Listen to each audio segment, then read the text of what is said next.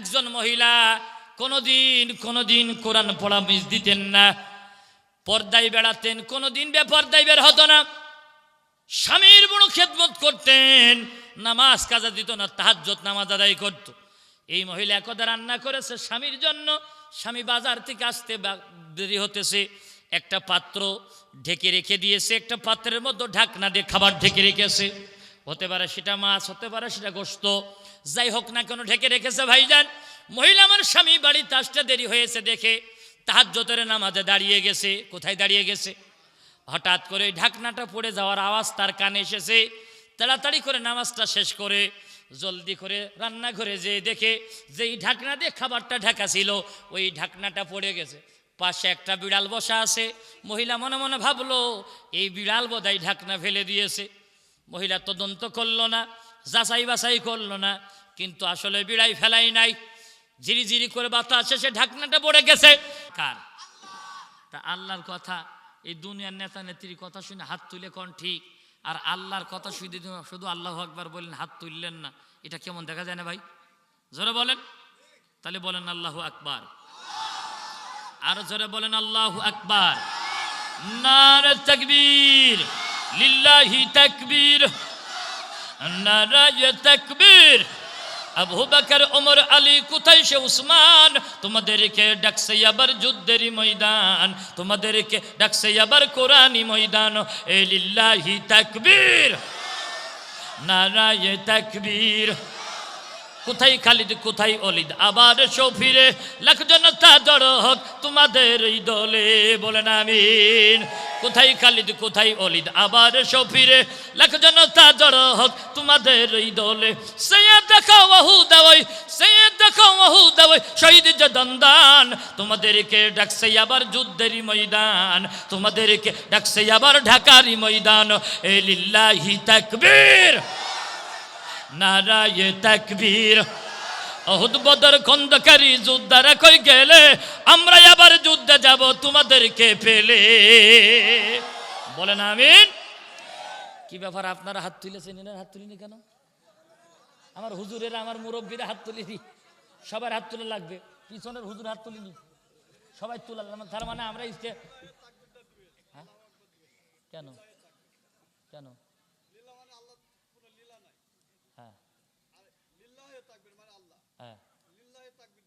আর আর আর আর কি দেবো না কেন? হযরত ওমর জীবনের প্রথম নারে তাকবীর দিয়েছে। কি করেন আপনি? কি করেন আপনি?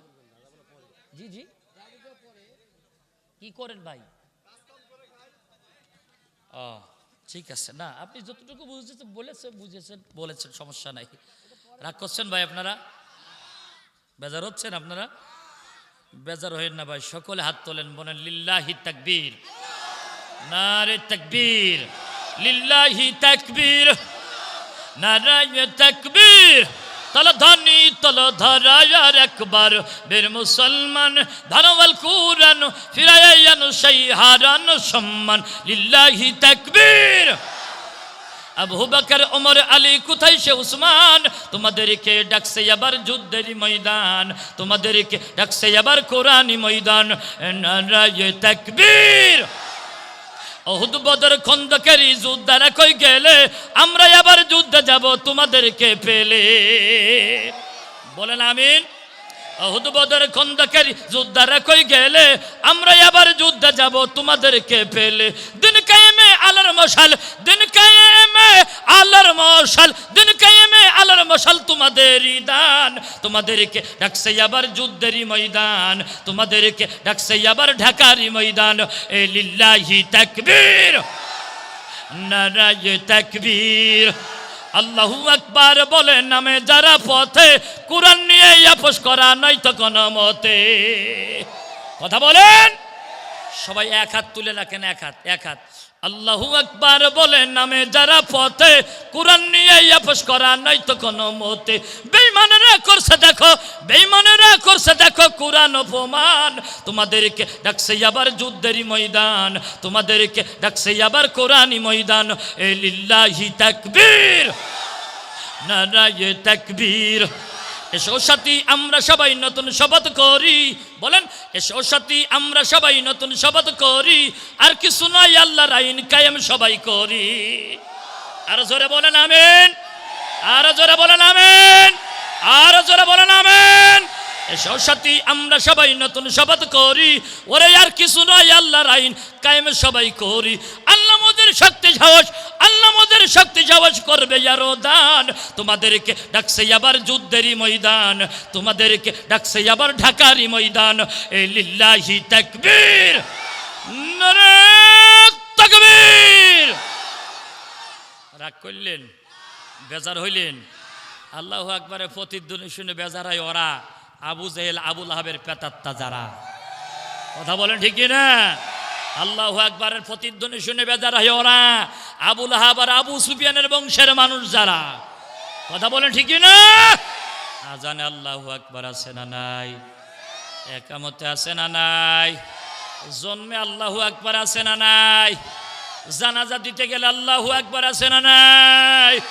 আপনি মুসলমান যেই দল করেন আমার আপত্তি নাই, তবে শুনে নেন কানটা খাড়া করে, বিবেকের আইনায় প্রশ্ন রেখে যায়। জন্মের পরে কানে আল্লাহু আকবার, আজান আল্লাহু আকবার, একামতে আল্লাহু আকবার, নামাজ আল্লাহু আকবার, তারাবিতে আল্লাহু আকবার, হজে গেলে আল্লাহু আকবার, খতনা দিতে গেলে লাগে আল্লাহু আকবার। এরপরে মরণের পরে যখন জানাজা দেয় সেখানেও লাগে আল্লাহু আকবার। তা আমি মুসলিম, তাহলে আমি মাথার তলে বালি দিয়ে চিন্তা করে দেখি আমি মুসলিম, আমার সকল জায়গায় লাগে আল্লাহর বড়ত্বের স্লোগান, আল্লাহু আকবারের প্রতিধ্বনি। আমি মুসলিম, আমি 2.5 ঘন্টা 3 ঘন্টা রাজপথে মিছিল দিই, ওই রাজপথে 2.5 ঘন্টা মিছিলের মাঝে একবারও আল্লাহু আকবার নাই, বুঝতে হবে ওটা মুসলমানের মিছিল হতে পারে না। কথা বলেন ঠিক না? যদি কারো কষ্ট লাগে আমার কথা শুনে রাগ করেন, আমার কিছু করার নেই ভাই। কথা বলেন আমার ভাইয়ারা। এই নারে তাকবীর শব্দর, লিল্লাহি তাকবীর, নারে তাকবীর, এর শক্তি কত, পাওয়ার কত কি জানেন? হযরত ওমর রাদিয়াল্লাহু তাআলা যেদিন কালিমা গ্রহণ করলেন, বিশ্ব নবীর হাত ধরে বলে ইয়া রাসূলুল্লাহ, ইয়া হাবিবাল্লাহ, অনুমতি দেন গো নবীজি, আজকে আমি আল্লাহর বড়ত্বের স্লোগান কাবার চত্বরে দিতে চাই। আল্লাহু আকবার বলেন। বিশ্ব নবী বলে ওমর, কাবার চত্বরে আল্লাহর বড়ত্বের স্লোগান দিতে গেলে আবু জেহেল, আবুল আবুদবা, শাইবা, হিশাম ইবনে আমর, মুতঈম ইবনে আদি, যাইমা ইবনে আসাদ, তারা একত্রিত হয়ে তোমার বিরুদ্ধে মামলা দায়ের করবে, তোমাকে বন্দী করবে, জেলখানাতে ঢুকাইয়ে দেবে। এই যে তোমার বলেন ইয়া রাসূলুল্লাহ, ইয়া হাবিবাল্লাহ, আমিও খত্তাবের বেটা ওমর, মক্কার জমিনে এমন কোন বাপের বেটা নাই আমি ওমরের সামনে এসে আমাকে বন্দী করে যাই। সুবহানাল্লাহ বজরে বলা যাবে না? আজকে তোমার বলেন নবীজি অর্ডার করেন, নির্দেশ দেন। আল্লাহ নবী বলেন ওমর, তুমি কি একাই যেতে চাও নাকি আমাদেরকে সাথে নেবে? আজকে তোমার বলেন নবীজি, আল্লাহ রাসূল যদি আমার সাথে থাকে আমি মরার তো কোনো ভাবনাই নাই। আল্লাহু আকবার বলেন। বিশ্ব নবীকে হযরত ওমরের ডান দিকে নিলেন, তথা বিশ্ব নবীর বাম দিকে হযরত ওমর, আর রাসূলুল্লাহর ডান দিকে হলেন হযরত সাইয়্যিদিনা আবু বকর। আল্লাহু আকবার বলেন। 3 জন রওনা করেছি। পথের মধ্যে হযরতে আলী রাদিয়াল্লাহু তাআলা বলেন নবীজি কোথায় চলেছেন? খুব দ্রুত গতিতে হেঁটে যান, মনে হয় কোন আনন্দের সংবাদ। বিশ্বনবী বলেন আলী, কাবার চত্বরে আজকে আল্লাহর বড়ত্বের স্লোগান হবে। সুবহানাল্লাহ বলতে পারেন না? হযরত আলী বলেন নবীজি আমাকে কি একটু সাথে নেওয়া যায় না? বিশ্বনবী হাসি দিয়ে বলে আলী, তুমি তো ছোট মানুষ, পিছনে যেও না, যেন সামনে থাকো। সুবহানাল্লাহ বলবেন না? আরো জোরে কোন সুবহানাল্লাহ। হযরত আলী সামনে, পিছনে এক কাতারে 3 জন, মোট কয়জন? আরো জোরে বলেন, সর্বমোট কয়জন? আচ্ছা মাশাআল্লাহ। সম্মানিত ভাইয়েরা আমার, হযরত ওমর বলেন নবীজি চলেন যাই কাবার চত্বরের ডান দিক দিয়ে। কোন দিক? আরো জোরে বলেন। কাবার চত্বরের ডানে গেলেন।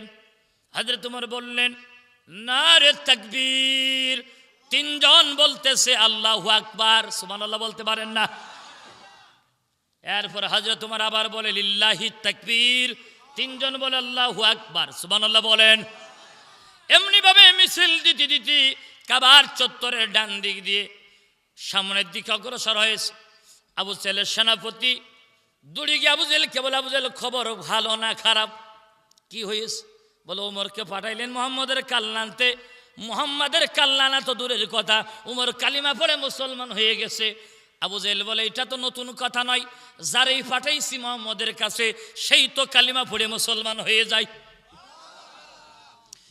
নেতা, এটা একটা আশ্চর্য বিষয়। উমর শুধু কালিমা পড়ে মুসলমানই হয় নাই, জীবনে কাবার চত্বরে যা ঘটে নাই আজকে তাই ঘটে গেছে। বলে কি হয়েছে? বলে কাবার চত্বর উমর তিনজনকে নিয়ে লিড দিতেছে, মিছিল দিতেছে, তাওহীদের সত্যের বাণী, আল্লাহর বড়ত্বের বাণী মিছিল দেওয়া আরম্ভ করেছে। সুবহানাল্লাহ বলতে পারেন না? আবু জেহেল তখন বলে রায় রায় রায়, এই মুহূর্তে আমি উমর সহ বন্দি করা চাই। সেনাপতি বলে আবু জেহেল মাথার বুদ্ধি শুদ্ধি বুদ্ধি সব গেছে, দুনিয়ার কোনো সৈন্য নাই উমরের সামনে গিয়ে উমরকে বন্দি করবে। ভাই আল্লাহু আকবার বলেন। আমি সেনাপতি প্রয়োজনে চাকরি ছেড়ে দিতে রাজি, উমরের সামনে গিয়ে উমরকে বন্দি করা আমার পক্ষে কোনো দিনই সম্ভব হবে না। কেননা উমরের সামনে গেলে কল্যাণী ভালো মতো ফিরে আসা যাবে না। আমার ভাইয়েরা, তখন তো আর দূরের থেকে ফটাং কল ছিল না, এখন তো মিছিলে নামলে data data data data data data data, কথা বলেন ঠিক না? তখন মিছিল গেলে প্রতিবন্ধকতা তৈরি করতে গেলে, বাধা দিতে গেলে হয় সামনাসামনি লড়াই করা লাগতো, তরবারি ধরা লাগতো, ঢাল ধরা লাগতো, তীর চালানো লাগতো, বললাম চালানো লাগতো। এখন তো দূর থেকে একে 47, 47, 98 এই দিয়ে গুলি করে দেয়। জল কামান মানে, রং কামান মানে, গোলা বারুদ দেয়, ককটেল মারে। এজন্যই বুঝি পারে যদি সাহস থাকে একবার তরবারি আর মামু পুলিশ বাদ দিয়ে রাজপথে মুসলমানের সামনে এসে দেখো, দেখা যাবে কার বাহুতে কত বল আছে। কথা বলেন ঠিক না? সম্মানিত ভাইয়েরা আমার, একান্ত বন্ধনেরা আমার, হৃদয়ের কানটা লাগাই দেন। আবু জেহেল বলে তাহলে কি করা যায়? সেনাপতি বলে আবু জেহেল এক কাজ করলে হয়, ওরা তো মাত্র 4 জন। কয়জন? আরো জোরে, জোরে হইল না। আপনার তো কর্মীর অভাব নেই, আপনার হাজার হাজার কাতারে কাতার আপনার কর্মীদের কাবার চত্বরের বাম দিকে হাজির করেন। কোন দিকে? বাম দিকে হাজির করেন। হাজার কর্মী হাজির হয়ে গেছে। নেতা কি বলবেন? বলে ডান দিক দিয়ে ওমর মিছিল দিতেছে মুসলমানের পক্ষে, এখন আমরা মা কালী সরস্বতী হবলের পক্ষে মিছিল দেব। নাউজুবিল্লাহ বলবেন না? কর্মীরা বলে সামনে আসে কে? বলে ওমর। কর্মীরা বলে নেতা, ও নেতা, সামনে মিছিলের সামনে থাকবে কে? কেউ থাকতে রাজি নয়। আবু জেহেল বলছে সেনাপতি, সামনে পুলিশ দাও, পিছনে পুলিশ দাও, মাঝে মাঝে পুলিশ দাও, ডানে পুলিশ দাও, বামে পুলিশ দাও। তাহলে দেখা গেল মিছিলে হাজার হাজার কর্মী আছে, তার থেকে 3 ডবল পুলিশও আছে। কথা বলেন না কে? আজও দেখা যায় অনেক দলের কর্মী, ওরে বাবা রে বাবা, মনে হয় যেন ওরা ছাড়া দেশের কেউ নেই। যদি আধা ঘন্টার মিছিলে নামে, সামনে পুলিশ, পিছনে পুলিশ, ডানে পুলিশ, বামে পুলিশ, পুলিশ ছাড়া কোনো মিছিল দিতে পারে না। কথা বলে ঠিক না? আমার ভাইয়েরা, একটা গল্প মনে পড়ে গেল। ছোট্ট একটা বাচ্চা তার মার কাছে বলছে, মা মা মা, সেদিন যে কলা চুরি করিল, কলা চোরে ধরে নিয়ে যাচ্ছিল, সামনে পুলিশ পিছনে পুলিশ। আমা আজকে কালো গাড়ির মধ্যে কালো সানগ্লাস পরি যেতে, সামনে পুলিশ পিছনে পুলিশ। আমা এ লোক কি চুরি করিয়েছে মা? তো মা তখন ঝোপ ধরে থেকে থেকে বাজান, ও কলা চুরি করিল, এজন্য গার্ড দিয়ে নিয়ে যাচ্ছে। আর এ কি চুরি করে জানিস না বাজান? এর গাড়িতে নিয়ে যায় পুলিশের গাড়ি 4টে, সামনে পিছনে 5টা। ওরে বহর, ও বাজান, এ চুরি করিয়েছে 18 কোটি জনগণের ভোট। কথা কারণ ঠিক না? 18 কোটি জনগণের অধিকার চুরি করার কারণে আজকের শেল্টার ছাড়া চলতে পারে না। কথা কোন ঠিক কিনা? আচ্ছা, আমি কারণ নাম ধরেছি ভাই, কোনো দলের নাম বলেছি, ব্যক্তির নাম বলেছি, তাহলে কারুর রাগ হইল না চাচা? তোমার এরকম রাগ হওয়ার কারণ কি? তাহলে নিশ্চয় তুমি সেই চোরের বাচ্চা চোর। কথা বলেন ঠিক কিনা? সম্মানিত ভাইয়েরা আমার, মিছিল দিতেছে বুঝেন, সামনে পুলিশ, পিছনে পুলিশ, ডানে পুলিশ, বামে পুলিশ, পুলিশ আর পুলিশ, মাঝে মাঝে কর্মী সেট করা। সেনাপতি বলছে, নেতা কি দিয়ে মিছিল শুরু করব? উমর তো বলেন না রে তাকবীর। আমরা কি বলবো? আবু জাহল বলে, এ সেনাপতি, আমরা বলবো জয় হবল। সবাই বলবে জয় মা কালী। তুমি বলবা জয় সরস্বতী। সবাই বলবে জয় হবল। আমার ভাইয়েরা, ওই আমলে লিল্লাহি তাকবীরের মিছিল, এই আমলের লিল্লাহি তাকবীরের মিছিল একই মিছিল। কথা কোন ঠিক না? ওই আমলের জয় হবল, ওই আমলের জয় মা কালী, এই আমলের জয় হাবি যাবি, একই মিছিল। কথা বলে ঠিক না?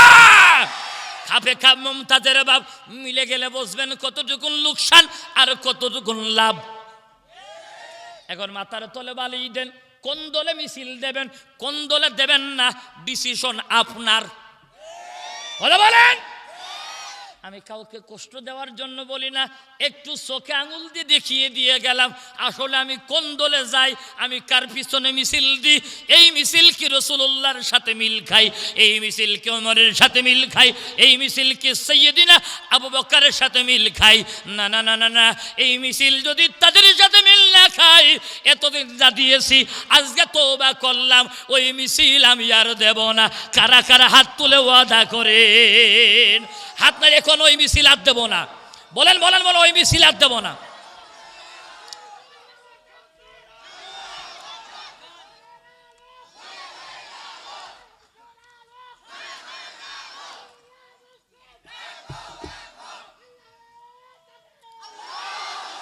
আল্লাহ কবুল করো, জোরে কোন আমিন। আর জোরে বলেন আমিন। রাগ হচ্ছে আপনাদের? বেজার হচ্ছেন আপনারা? সম্মানিত ভাইয়েরা আমার, আল্লাহকে বললাম, আল্লাহ মোমেন মোমেনাত কারা তুমি একটুখানি বলে দাও। আল্লাহ রাব্বুল আলামিন বলেন, মোমেন মোমেনাতের পরিচয় কোরআনুল কারীমের সূরা তাওবা। কোন সূরা? আরো জোরে বলেন, আরো জোরে বলেন।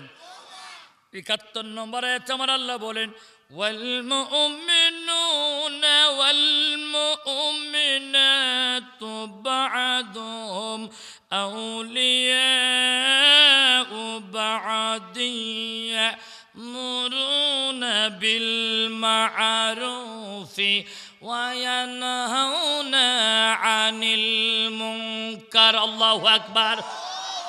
কথা কার? আল্লাহ বলছেন, মুমিন নারী, মুমিন পুরুষ হলো তারা যারা সৎ কাজের আদেশ করে অসৎ কাজে বাধা দেয়। সুবহানাল্লাহ বলতে পারেন না? আল্লাহকে বললাম, আল্লাহ মুমিন ছিলাম। মুনাফিক চিনা বড় কঠিন। টুপি আছে, দাড়ি আছে, জুব্বা আছে, নামাজ আছে, রোজা আছে, হজ আছে, মাঝে মাঝে আবার ইসলামী আন্দোলনের কর্মীদের সাথে উঠা বসাও করে। আসতে বলেন, কে জোরে বলেন। ভাই মাইকের আওয়াজ একটু বাড়ান, আমি পারতেছি না। ওখান থেকে বুঝতে কষ্ট না? আচ্ছা আচ্ছা, এদিকে কি হরেন দিয়েছেন ভাই? হ্যাঁ হ্যাঁ, হরেন কোথায় দিয়েছেন? আমার কানের দিকে একটাও দিয়েছেন? এখন তো আবার রাগ করছেন আপনারা? ভাইয়েরা আমার, আসলে আওয়াজ যদি আমি বুঝতে না পারি যে আমি কি বলতে, আপনার কানে ভালো লাগছে কিন্তু আমি শুনতে পাচ্ছি না। এক একজনের এক এক রকম অভ্যাস, তো আমার কানে আওয়াজ না আসলে আমি আলোচনা করতে পারি না। এই জন্য আমার কানে দেওয়ার ব্যবস্থা করেন। আমার ভাই আল্লাহকে বললাম, আল্লাহ মুনাফিক কারা? আল্লাহ রাব্বুল আলামিন বলেন, আল মুনাফিকুনা ওয়াল মুনাফিকাতু বা'দুহুম মিন বা'দি ইয়া'মুরুনা বিল মুনকারি ওয়া ইয়ানহাউনা আনিল মা'রুফ।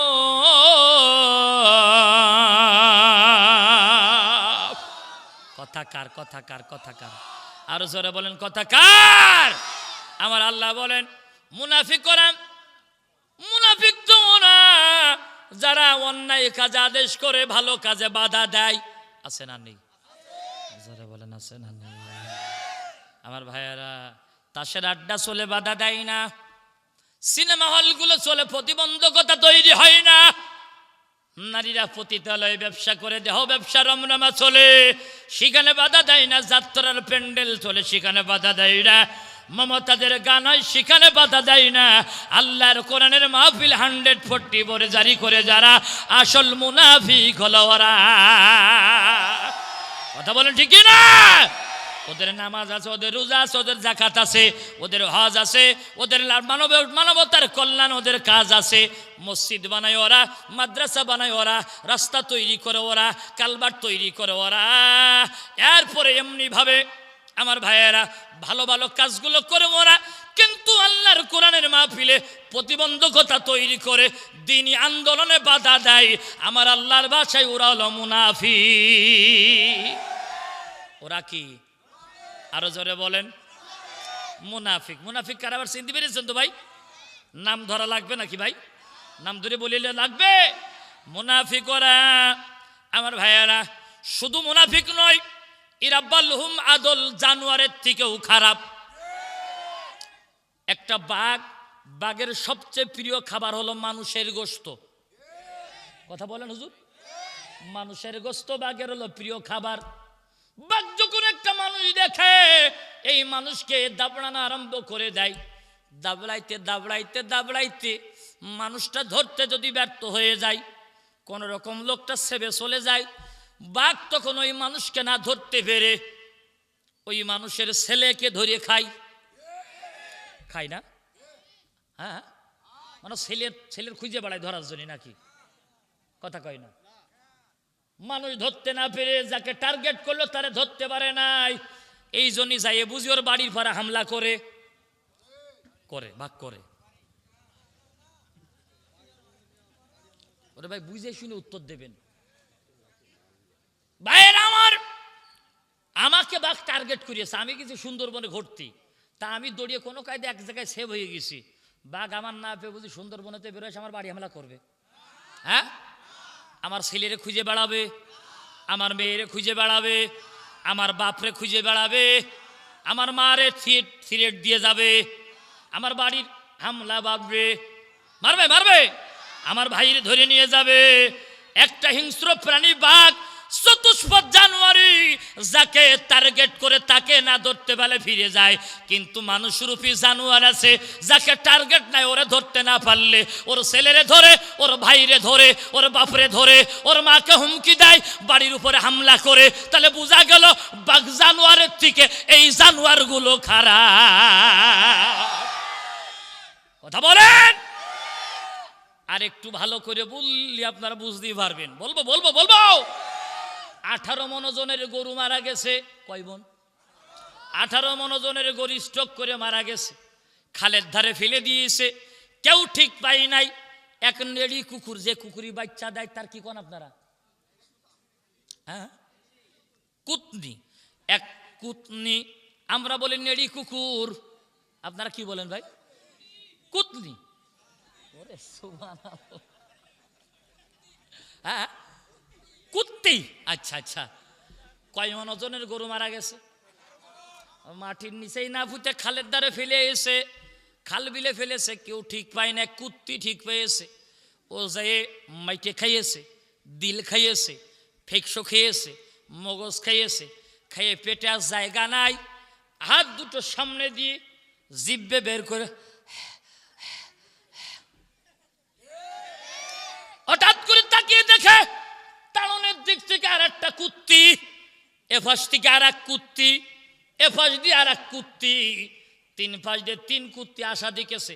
ওর পেটে বলার জায়গা নেই, ও 3 কুত্তি আসা দেখেই তপাস করে দাঁড়াইয়ে যে কয় বাহ বাহ বাহ বাহ বাহ বাহ বাহ। ও বলে এ গরু আমার, ওর পেটে বলো জায়গা নেই। ও বলে এ গরু আমার, খবরদার তুই আসিস নে, ওরে তুই আসবি নে, তুই আসবি নে, এ গরু আমার, এ গরু আমার। কুত্তা যেমন, কুত্তি যেমন, গরু একবার দখল করলে আর কাউরে মুখ দিতে দিতে চাই না। সমাজে এমন মানুষ আছে, কোন জায়গা যদি একবার দখল করে নাই, কাউরে আর রাজপথে নামতে দিতে চাই না। ওরে কুত্তিও যা, এই কুত্তিও তা, ওই কুত্তিও যা, এই কুত্তিও তা।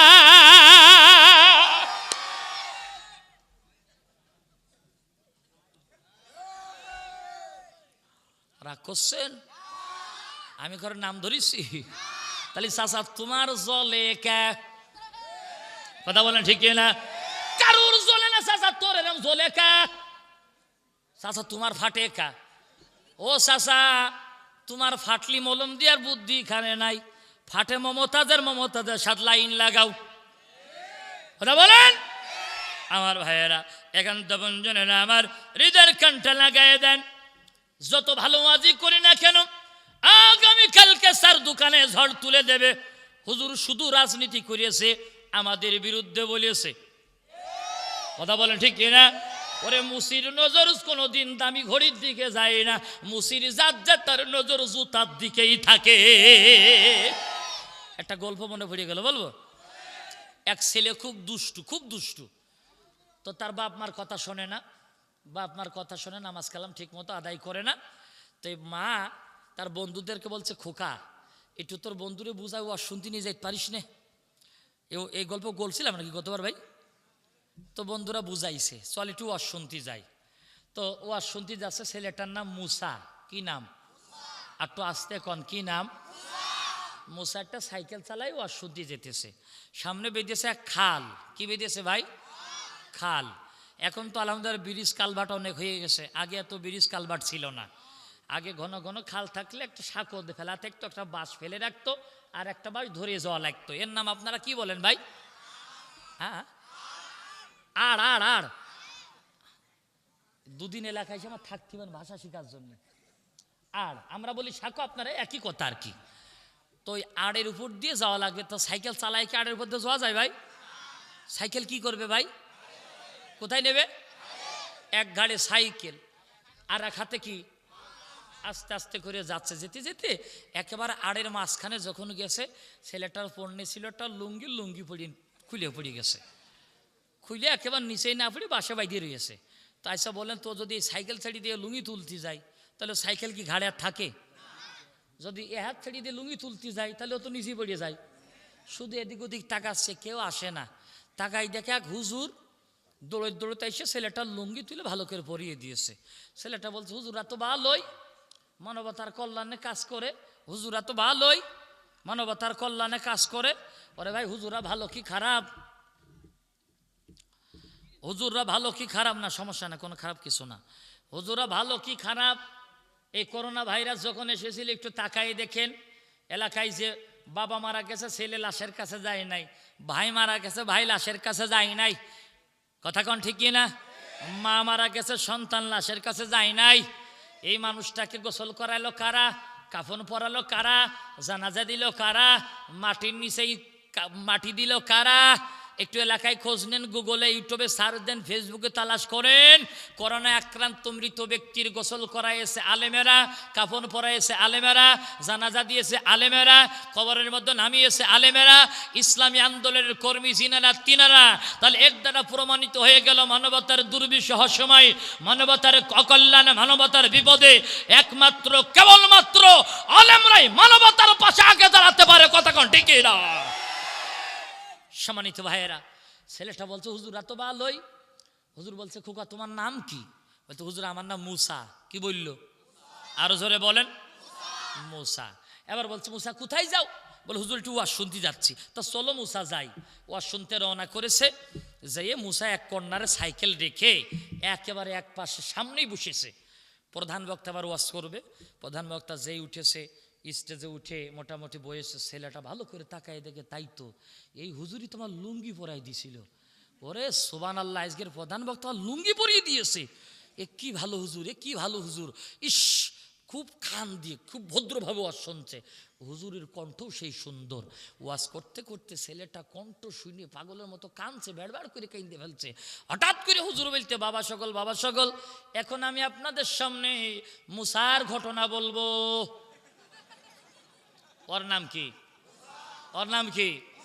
যেই বলেছে আমি মুসার ঘটনা বলবো, মুসার এত বেলা ভালোই চলছিল, এখন বুঝি আমারে নিয়ে তোমার সেগাল উঠল।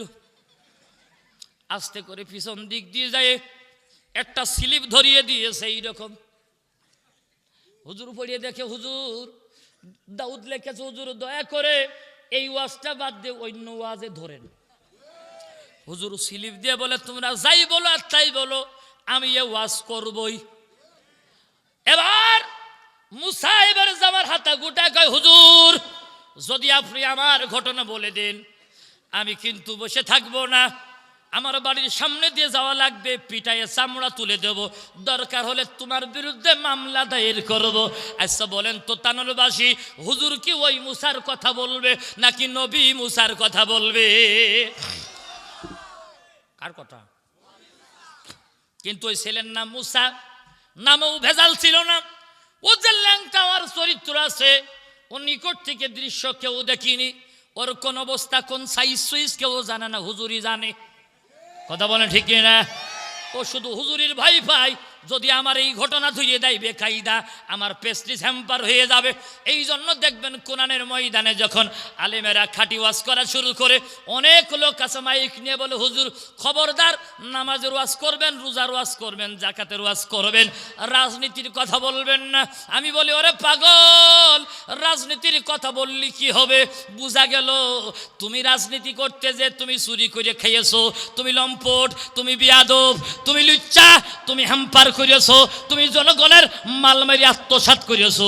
তোমার রাজনৈতিক জীবনে চরিত্রের মতো মুসার মতো ল্যাংটা চরিত্র ঢুকেছে, এই জন্যই রাজনীতির কথা বললে মুসার মতো তোমার গার মধ্যে জ্বলিয়ে যায়। কথা কোন ঠিক না? আল্লাহ বুঝি রাজনীতি বোঝে না? না কয়জা হুজুর খবরদার রাজনীতি করবেন না, আল্লাহ রাজনীতি বোঝে না। আবার অনেক হুজুর আছে কয় সুবহানাল্লাহ আলহামদুলিল্লাহ লা ইলাহা ইল্লাল্লাহ ফাদাখালাল জান্নাহ। হুজুর কোন দল টল করেন নাকি? না, মনে সুবহানাল্লাহ আলহামদুলিল্লাহ ফাদাখালাল জান্নাহ। আমার আল্লাহ বলছেন, উলাইকা হিসবুল্লাহ,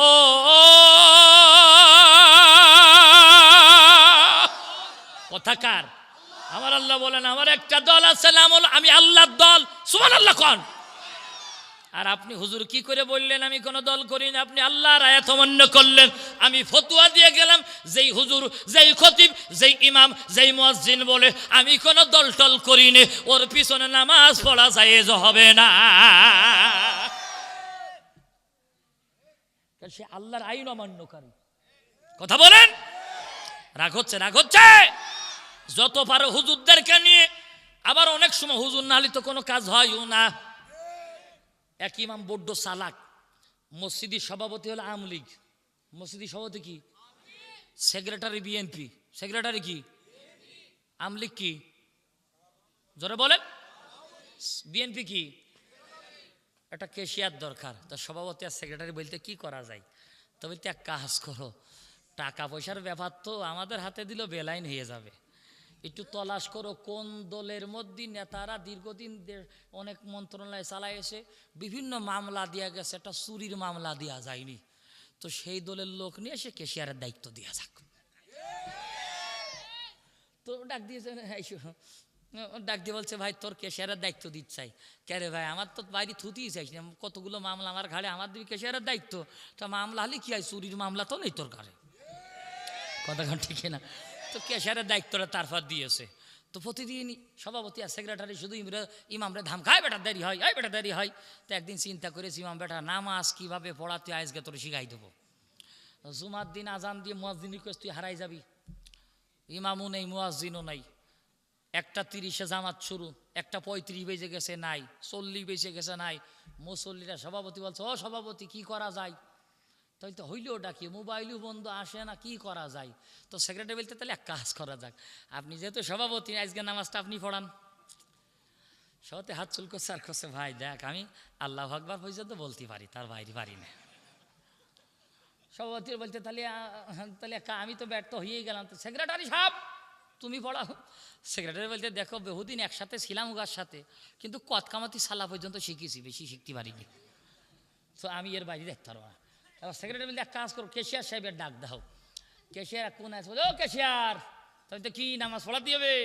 সমস্যা নেই, আমি যেই দল করি সেই দলের কর্মী হতে গেলেও 10টা সূরা অর্থসহ মুখস্থ করা লাগে। সুবহানাল্লাহ জোরে বলতে পারেন না? দিয়ে দিল সামনে, নামাজ পড়িয়ে দিল। সুবহানাল্লাহ জোরে কোন? আমার ভাইয়েরা, তাহলে মসজিদে ইমামতি করবার জন্য আমাদেরকে খুব ভালোই লাগে, খুব খোঁজেন। আর 51টা বছর এর দেশ চালিয়ে দিলেন, একবার কোনোদিন বলল না যে হুজুর একটা বার আপনারা অন্তত প্রধান জায়গায় বসেন। কথা কোন ঠিক কিনা? বসাইনি বিদায় এদেশে 51 বছর স্বাধীন হয়েছে। কয় বছর? আর জোরে বলেন কয় বছর? সবাই একটু ডান হাতটা বুকি দেন, ডান হাতটা বুকি দেন, সবাই ডান হাত বুকি দেন। ভাই চাচাজি দেন, চাচাজি দেন, মাইকালা ভাই ডান হাত বুকি দাও, দাও ভাই বুকি দাও, একটু দেবা তো, সোয়াব আছে, দাও। তুমি কি হিন্দু না মুসলমান? এই হিন্দু না মুসলমান? আচ্ছা, ডান হাতটা বুকি দেন। এদের স্বাধীনের কয় বছর? জোরে বলেন। 51 বছর পার করে 52 পা দিয়েছে। কথা কোন ঠিক কিনা? স্বাধীনতার 51 বছর পার হয়ে গেল, আজও এদেশে চুরি ডাকাতি ধর্ষণ আছে না নাই? আজও এদেশে স্বামীর পরিচয় না দিতে পেরে সন্তানকে প্যাকেট করে ডাস্টবিনে ফেলিয়ে দিয়ে যায় না যায় না? আজও এদেশে ভ্যান চালক, রিক্সা চালক, দিনমজুরি, ঠেলা গাড়িওয়ালা, কামলা খাটা মানুষটা অসুস্থ হয়ে ঢাকা 250 বেড নয়, ঢাকা মেডিকেল বিশ্ববিদ্যালয়ে সিট পায় না, ট্রিটমেন্ট পায় না, বাইরে বারান্দায় ধুকে ধুকে টাকার অভাবে বিনা চিকিৎসায়, বিনা ঔষধে, বিনা খাবারে ধুকে ধুকে মারা যায় না যায় না? আর জোরে বলেন যায় না যায় না? স্বাধীনতার 51 বছরে দেশে 51 বছর পর যেই দেশে চুরি বন্ধ হয় নাই, ডাকাতি বন্ধ হয় নাই, রাজধানী বন্ধ হয় নাই, ধর্ষণ বন্ধ হয় নাই, স্বাধীনতার 51 বছর পার হয়ে চলে গেল, এরপর রিক্সা চালক, দিনমজুরি, ঠেলা গাড়িওয়ালা, কামলা খাটা মানুষটা ঢাকা 250 বেডে মেডিকেল বিশ্ববিদ্যালয়ের বারান্দায় সিট পায় না, ট্রিটমেন্ট পায় না, বিনা চিকিৎসায়, বিনা ওষুধে, বিনা খাবারে ধুকে ধুকে মারা যায়। সেই দেশের নেতাদের মুখে উন্নয়নের কথা মানাই না, মানাই না, মানাই না। কথা কোন ঠিক না? সম্মানিত ভাইয়েরা, তাহলে এবার ঘুরে আসা যাক। 51টা বছর চালাইল কারা?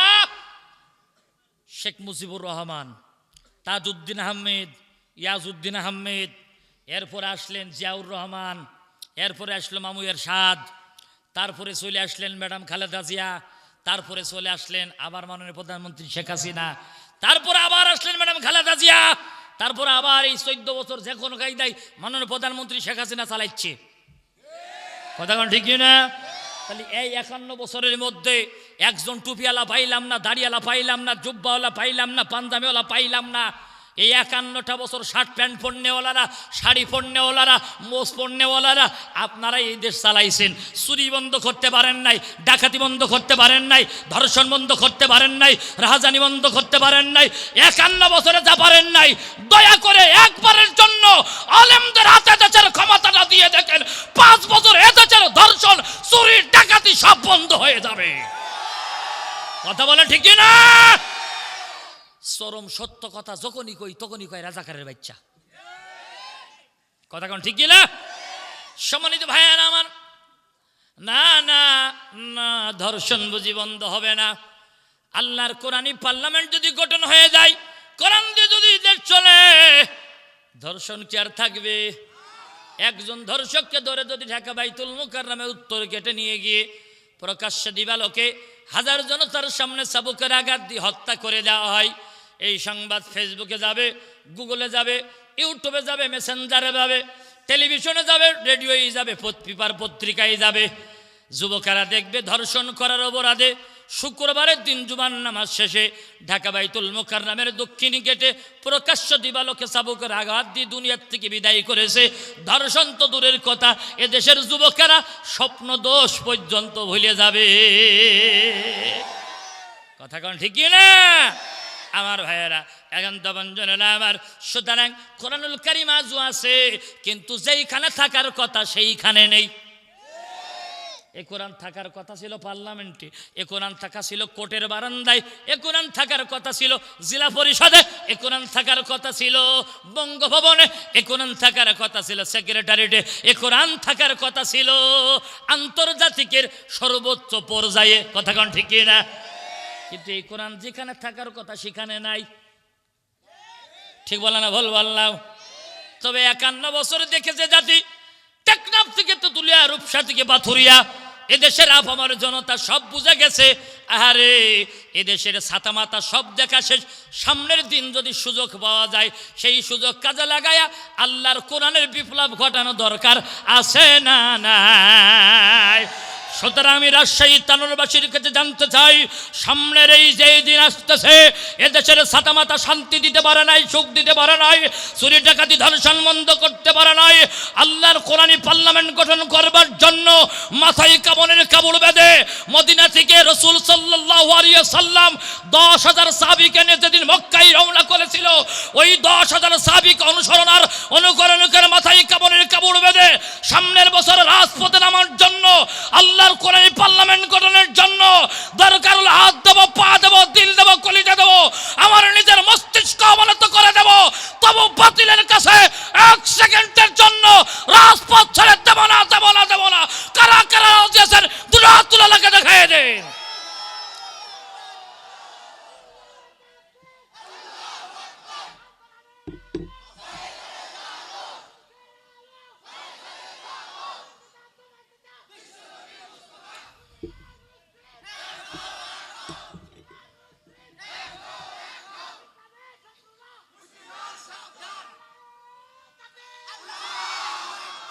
আল্লাহ কবুল করুন, জোরে বলেন আমিন, আর জোরে বলেন আমিন। সম্মানিত ভাইয়েরা, আমি আপনাদের সামনে কোরআনুল কারীমের যে সূরার আয়াতে কারিমা গতবার এসে তেলাওয়াত করে মাঝপথে প্রতিবন্ধকতা সৃষ্টি হয়ে গেল, তার মানে এক বক্তা চলে আসলেন, আমি নেমে চলে গেলাম বাগমারাতে। সেই আমার মনে আছে সেই আয়াতটির কথা, এজন্য আমি চিন্তা করতেছিলাম অসম্পূর্ণ আয়াত আমি এখানে রেখে গিয়েছিলাম, সেই আয়াত দিন ইনশাআল্লাহ কথা বলবো। দোয়া করে দিন, বলেন আমিন। কোরআনুল কারীমের সূরা নাহাল। কোন সূরা? আর জোরে বলেন। নাহাল মানে কি? হ্যাঁ, মৌমাছি। কি মাছি? আর জোরে বলেন কি মাছি? মৌমাছি। নাহালের 90 নম্বর আয়াত। কত নম্বর আয়াত? ইন্নাল্লাহা, নিশ্চয় আমি আল্লাহ, ইয়ামুরু, আদেশ করলাম। কি করলেন? আর জোরে বলেন। বিল আদল, ন্যায় বিচার করো। কি বিচার? জোরে বলেন। ন্যায় বিচার। কি বিচার? অনেকে মনে মনে ভাবছে হুজুর আমি নামাজ পড়ি, রোজা করি, হজ করি, যাকাত দিই, আমি তো জান্নাতে যে বসে আছি। আমার ভাইজান বিশ্ব নবীর একজন খাদেম ছিলেন, নাম তার হযরতে করকরা রাদিয়াল্লাহু তাআলা আনহু। বিশ্ব নবীর মোট খাদেম ছিলেন 3 জন। জোরে বলেন কয়জন? এর মধ্যে অন্যতম যিনি ছিলেন হযরতে করকরা রাদিয়াল্লাহু তাআলা আনহু। করকরার দায়িত্ব ছিল বিশ্ব নবীর আঙ্গুলের নখগুলো কেটে দেওয়া, পায়ের নখগুলো কেটে দেওয়া, দাড়িগুলো সাইজ করে দেওয়া, গোপগুলো ছোট করে দেওয়া, নবীজির মাথার চুলগুলো সুন্দর করে কেটে দেওয়া, নবীজির জুব্বা কেচে দেওয়া, টুপি কেচে দেওয়া, পাগড়ি পরিষ্কার করে দেওয়া। আল্লাহ রাসূল সাল্লাল্লাহু আলাইহি সাল্লামের সাথে যুদ্ধের ময়দানে যুদ্ধ করতেন, কোনোদিন নামাজ কাজা করে নাই, রমজান মাসে রোজা কাজা করে নাই, হজের মৌসুমে হজ কাজা করে নাই। বলেন তো দেখি এই সাহাবী ভালো না খারাপ? জোরে বলেন। ইনি জান্নাতি না জাহান্নামী? একদিকে রাসূলুল্লাহর সাহাবী, অন্যদিকে বিশ্ব নবীর বড় খাদেম। আল্লাহু আকবার বলেন। নবীজির দাড়ি কেটে দিয়েছে, গোপ ছোট করে দিয়েছেন, পাগড়ি পরিষ্কার করে দিয়েছেন, জীবনে নামাজ কাজা করে নাই, রাসূলুল্লাহর পিছনে নামাজ আদায় করেছেন, জিহাদের ময়দানে নবীজির পাশেই দাঁড়ায় জিহাদ করেছেন। এই করকরা রাদিয়াল্লাহু তাআলা আনহু ইন্তেকাল করলেন। ইন্তেকালের সংবাদ বিশ্ব নবীর কাছে আসলো। আসার পরে আল্লাহর নবী মানবিক কারণে দুঃখের কেঁদে উঠে বলে, ও সাহাবীরা, আমার করকরা ইন্তেকাল করেছে, জলদি করে তৈরি হয়ে যাও রে, আমি নিজের হাতে তারে গোসল করাবো, আমি নিজের হাতে তারে কাফন পরাবো, নিজের হাতে আমি তারে কাঁধে করে কবরস্থানে নিয়ে যাব, আমি নিজের হাতে করে তারে কবরস্থ করব, আমি নিজে তারা জানাজার ইমামতি করব। সাহাবীদেরকে নিয়ে রওনা করলেন। পথের মধ্যে জিবরাইল আমিন বসে এসে বলে, ইয়া রাসূলুল্লাহ, ইয়া হাবিবাল্লাহ, আসসালামু আলাইকা ইয়া রাসূলুল্লাহ। ওগো নবীজি, আমার সালাম নেবেন। কোথায় রওনা করেছেন? করকরার জানাজা দিবেন। বিশ্ব নবী বলে, হ্যাঁ, তুমি কি জানো না, আমার করকরা আমার বড় খেদমত করত, নিঃস্বার্থভাবে আমার খেদমত দিয়েছে, কোনোদিন কোনো আল্লাহর কোনো আইনকে সমন্ন করে নাই। আমি তার জানাজা দেওয়ার জন্য সাহাবীদেরকে নিয়ে রওনা করেছি। জিবরাইল আমিন বলেন, ইয়া রাসূলুল্লাহ, ইয়া হাবিবাল্লাহ, খবরদার নবীজি, আল্লাহ রাব্বুল আলামিন আপনাকে নিষেধ করে দিয়েছে আপনি যেন করকরার জানাজার ইমামতি করবেন না, আপনি যেন তার গোসলে দিবেন না, আপনি যেন তার কাফনটা পরাবেন না, ওগো নবীজি, তাকে আপনি কবরের মধ্যে কবরস্থ করবেন না। বিশ্ব নবী মানবিক কারণে ফুফিয়ে কেঁদে দিয়ে বলে, জিবরাইল রে, আমার সাহাবী করার তো কোনো অপরাধ নাই, তাহলে কেন তারে জানাজা পড়াতে পারবো না? জিবরাইল বলেন, রাসূলুল্লাহ, ইয়া হাবিবাল্লাহ, আমি এটা বলতে পারবো না, তবে আল্লাহ রাব্বুল আলামিন বলেছেন করকরা চির জাহান্নামী হয়ে গেছে। নাউজুবিল্লাহ বলেন, আর জোরে বলেন নাউজুবিল্লাহ। বিশ্ব নবী বলে, জিবরাইল, কোন কারণে জাহান্নামী হয়ে গেছে তুমি কি বলতে পারো? বলে, ইয়া রাসূলুল্লাহ, এই সংবাদ আমার আল্লাহ রাব্বুল আলামিন আমাকে জানায় নাই, আমিও আপনাকে জানতে দিতে পারি না, জানবার পারলাম না। বিশ্ব নবী বললেন, জিবরাইল, কে বলতে পারে বলো? বলে, একমাত্র বলতে পারে আল্লাহ। আর দুনিয়াতে করকরা কেন জাহান্নামী তার ঘরের বিবি ভালো বলতে পারে। বিশ্ব নবী আর দেরি করলেন না, সাহাবীদেরকে নিয়ে করকরার বাড়িতে হাজির হলেন। দরজার নিকটে, গেটের নিকটে যখন হাজির হলেন, শব্দ শুনতে পেলেন করকরার স্ত্রী এইরকম করে হাত তুলে দোয়া করে, রব্বুল আলামিন, আমার স্বামী করকরা জীবনে নামাজ কাজা করে নাই, কোনোদিন রমজানুল মুবারকের রোজা কাজা করে নাই, কোনোদিন নবীজির সাথে জিহাদের ময়দানে যেতে 1 ইঞ্চি পরিমাণ পিছপা হয় নাই, সারাটা জীবন রাসূলুল্লাহর সুন্নাহ মেনেছে, আল্লাহ তোমার আইন মেনে চলেছে, আমার স্বামীর উপর আমি স্ত্রী সন্তুষ্ট ছিলাম, দয়া করে তুমি তাকে জান্নাত দিয়ে দাও। আল্লাহ, আমি স্ত্রী আমার জানা মতে আমার স্বামী জীবনে ছোট্ট একটা ভুল সংগঠিত করে ফেলেছে। আল্লাহ, রাসূলুল্লাহর খাদেম ছিলেন তিনি, নবীজির খাদেম হওয়ার ওসিলা করে ওই ছোট্ট ভুলটার দিকে তুমি তাকাইও না, তাকে তুমি জাহান্নামী বানাইও না, জান্নাতি বানাই দাও। বিশ্ব নবী মুনাজাত শেষ করার পরে রাসূলুল্লাহ দরজায় গেটের নিকটে এসে সালাম দিলেন, সালামের জবাব দিলেন। করকরার বিবি বলে, ইয়া রাসূলুল্লাহ, হাবিবাল্লাহ, আপনার প্রিয় খাদেম, আপনার প্রিয় সাহাবী করকরা ইন্তেকাল করেছে গো নবীজি। ইন্তেকাল করার সময় মুমূর্ষ অবস্থায় আমাকে 2টা ওসিয়াত নামা রেখে গেছেন। 1 নম্বর আপনার কাছে বলতে বলেছে, 1 নম্বর হলো নবীজি, করকরার কাফনের কাপড় যেন আপনার জুব্বা দিয়ে তৈরি করা হয়। 2 নম্বর করকরা বলে গেছেন তার জানাজার ইমামতি যেন আপনি করেন। আল্লাহু আকবার বলেন। বিশ্বনবী মানবিক কারণে কেঁদে দিয়ে বলেন, ও করকরার বিবিরে, জুব্বা দেওয়া তো কোনো ব্যাপার ছিল না, জানাজার নামাজ পড়ানোর জন্যই তো বাড়ি থেকে রওনা করেছি, কিন্তু কি বলবো, পথের মধ্যে জিবরাইল আমাকে বলেছে তোমার স্বামী চির জাহান্নামী হয়ে গেছে, আমি এখন কি করব? বিবি বলে, ইয়া রাসূলুল্লাহ, ইয়া হাবিবাল্লাহ, আমার স্বামী কোন কারণে জাহান্নামী হয়েছে আমি একটু জানতে চাই। বিশ্বনবী বলেন, ও করকরার বিবি, কোন কারণে জাহান্নামী হয়েছে আল্লাহ রাব্বুল আলামিন এখনো আমাকে জানাই নাই, আমার আল্লাহ যদি আমাকে না জানায় আমি বিশ্বনবী জানতে পারি না। একবার জোরে জোরে বলা যাবে কি আল্লাহু আকবার? তাহলে রাজশাহীবাসী এখান থেকে একটা শিক্ষা নিয়ে যান। অনেকেই বলে আল্লাহ গায়েব জানে, নবী গায়েব জানে না। গায়েবের মালিক একমাত্র কেবলমাত্র কে? আল্লাহ যতটুকু রসুলকে জানান, রসুল ততটুকুই জানেন। কথা বলেন ঠিক না?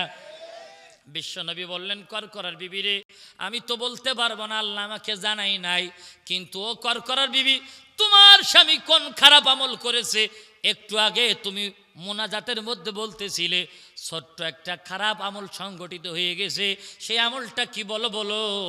করকরার বিবি আর দেরি করলেন না, একদমই ঘরের মধ্যে প্রবেশ করলেন। ঘরের মধ্যে গিয়ে এই যে বক্তারা যেটা গাই দেয়, এটাকে আপনারা কি বলেন? এটার ভালো নাম হলো সাবা, কেউ বলে আবা, আবার কেউ বলে জুব্বা। কথা কোন ঠিক না? সুন্দর একটা আবা, সুন্দর একটা সাবা।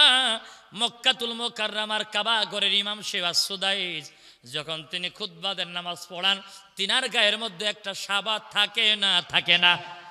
আবার আমার বাংলার অহংকার আল্লামা আব্দুল হোসেন সাইদি যখন কোরআনের ময়দানে কোরআন দিয়ে ওয়াজ করতেন, তার গায়ের মধ্যে একটা সাবা থাকতো না? থাকতো না?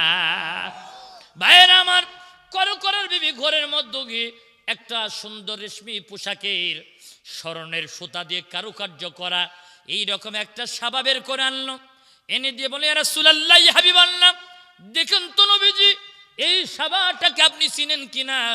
বিশ্বনবী হাতের মধ্যে নিয়ে বলে, ও করকরার বিবি রে, এইটা তো আমি চিনতে পেরেছি, এই সাবা তো একদিন আমি নিজেও গায়ে দিয়েছিলাম।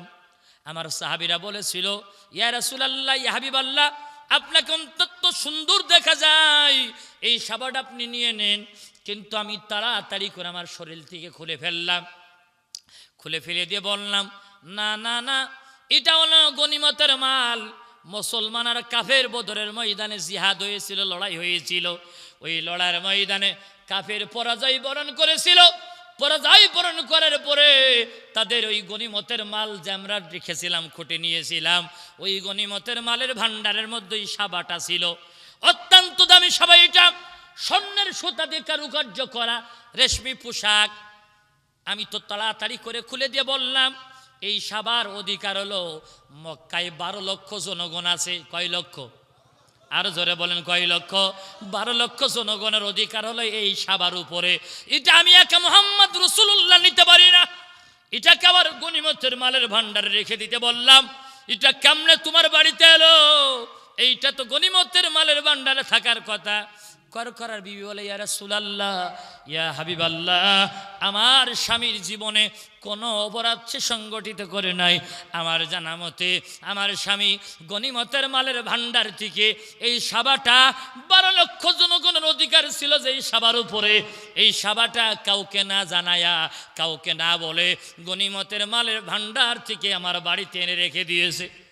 বিশ্বনবী আর দেরি করলেন না, দুটো হাত তুলে বলে, রব্বুল আলামিন, আমার বোঝা হয়ে গেছে, আমার শামা, আমার করকরা গনিমতের মালের ভান্ডার থেকে 12 লক্ষ জনগণের অধিকার চুরি করে নিয়েছে, এই কারণে বুঝি তার উপরে তুমি অসন্তুষ্ট। ওগো আল্লাহ, আমি তোমার হাবিবুল্লাহ, তোমার কাছে মাপ চাই, আমি আমার করকরাকে মাফ করে দিলাম, তুমিও মাফ করে তারা জান্নাত দিয়ে দাও। আল্লাহ তাআলা বলে, হাবিব, খবরদার খবরদার, তুমি হাত নামাও, এ সাবার মালিক একা তুমি নয়, এ সাবার মালিক হলো মক্কার 12 লক্ষ জনগণ।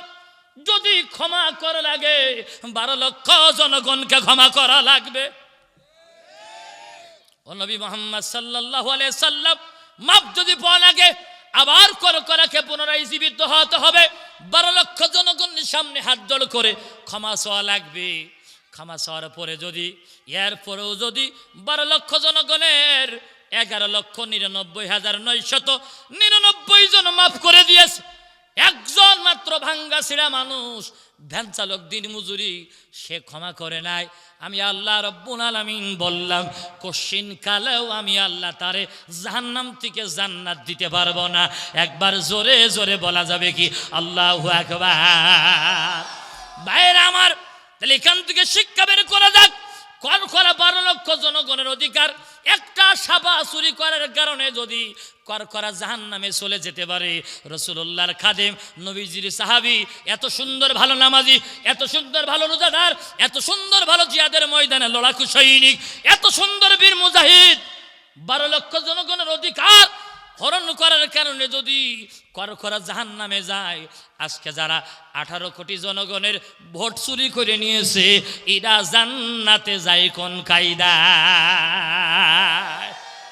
কথা বলেন। চিন্তা করছেন যে আমি আপনাদের আঘাত দিচ্ছি না ভাই, করকরা জাহান্নামে গেছে চুরি করে, অধিকার হরণ করে। এজন্য এই ওয়াজটা করতেছি, যারা চুরি করেছো, হরণ করেছো, আজকেই তওবা করে, আল্লাহ জানতাম না। করকরা তো ইন্তেকাল করেছে, তার সুযোগ ছিল না মাফ চাওয়ার, আপনার আমার তো সুযোগ আছে। কথা বলেন, ঠিক না? এজন্যই যা হওয়ার হয়ে গেছে আজকে শুনে তওবা করেন, আল্লাহ আর জনগণের অধিকার মারবো না, আর জনগণের ভোট চুরি করবো না। বলেন আমিন। কারা কারা হাত দেখান, হাত দেখান। লিল্লাহি তাকবীর, নারে তাকবীর। আল কোরআনের আলো। ওরে সংসদে ঘরে ঘরে খুব জ্বালাইছেন, এবার কোন দেশে দেশে জ্বালো। আল কোরআনের আলো, আল হাদিসের আলো, নারে তাকবীর। মা বোনেরা, একজন মহিলা ছিল তাহাজ্জুদ গুজারি নারী। এক নারী ছিল নামাজ কাজা দিত না কোনোদিন, তাহাজ্জুদ কাজা দিত না কোনোদিন, বেপরদায় বের হতো না কোনোদিন। অনেক মানুষ বলে আমাদের নেতা নেত্রী ফজরের নামাজ না পড়ে কাজে হাত দেয় না। কথা কন। আমরা কি মুসলমান না? আমাদের নেতা নামাজ না পড়ে কোনো কাজে হাত দেয় না, সকালবেলা কোরআন না পড়ে কোনো কাজে যায় না। আমরা কি মুসলমান না? হাদিস পড়তে পড়তে পেয়ে গেলাম একজন মহিলা কোনোদিন কোরআন পড়া মিস দিতেন না, পর্দায় বেড়াতেন, কোনোদিন বেপর্দায় বের হতো না, স্বামীর বড় খেদমত করতেন, নামাজ কাজা দিত না, তাহাজ্জুদ নামাজ আদায় করত। এই মহিলা একদা রান্না করেছে স্বামীর জন্য। স্বামী বাজার থেকে আসতে দেরি হতেছে, একটা পাত্র ঢেকে রেখে দিয়েছে, একটা পাত্রের মধ্যে ঢাকনা দিয়ে খাবার ঢেকে রেখেছে। হতে পারে সেটা মাছ, হতে পারে সেটা গোশত, যাই হোক না কেন ঢেকে রেখেছে। ভাইজান, মহিলা আমার স্বামী বাড়িতে আসতে দেরি হয়েছে দেখে তাহাজ্জুদের নামাজে দাঁড়িয়ে গেছে। কোথায় দাঁড়িয়ে গেছে? হঠাৎ করে ঢাকনাটা পড়ে যাওয়ার আওয়াজ তার কানে এসেছে। তাড়াতাড়ি করে নামাজটা শেষ করে জলদি করে রান্নাঘরে যেয়ে দেখে যেই ঢাকনা দিয়ে খাবারটা ঢাকা ছিল ওই ঢাকনাটা পড়ে গেছে। পাশে একটা বিড়াল বসা আছে। মহিলা মনে মনে ভাবলো এই বিড়াল বোধহয় ঢাকনা ফেলে দিয়েছে। মহিলা তদন্ত করলো না, যাচাই বাছাই করলো না, কিন্তু আসলে বিড়াই ফেলাই নাই। ঝিরিঝিরি করে বাতাস এসে ঢাকনাটা পড়ে গেছে।